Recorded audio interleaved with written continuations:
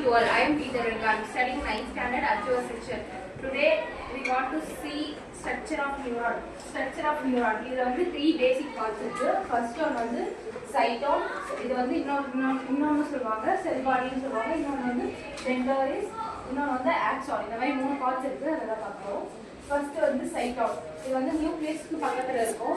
இது வந்து நியூக்ளியஸ்க்கு பக்கத்துல இருக்கும். இது வந்து சைட்டோபிளாசம் பிரசன்ட் ஆயிருக்கும். அதுதான் இந்த நர்வ் வந்து இன்ஃபர்மேஷன் வந்து மூவ் பண்றதுக்கு ஹெல்ப் பண்ணும். அதுல ஒரு சில இதுதான் இருக்கு. மைட்டோகாண்ட்ரியா, எண்டோபிளாஸ்மிக் ரெட்டிகுலம், ரைபோசோம், இந்த மாதிரி சில இருக்கு. அடுத்து வந்து டென்ட்ரோஸ். இது வந்து கிரேப்ஸோட பிரான்ச்சஸ் மாதிரி இருக்கும். அந்த நர்வ்ஸ் மாதிரி இருக்கும்போது இதுல வந்து இந்த நர்வ்ஸ் இன்க்ரீஸ் ஆக ரிசீவிங் நம்ம மைண்ட் வந்து இன்ஃபர்மேஷன் ரிசீவ் ஆகுறதோ சிக்னல் வரதோ இன்க்ரீஸ் ஆகும். இது இன்க்ரீஸ் ஆகாங்க.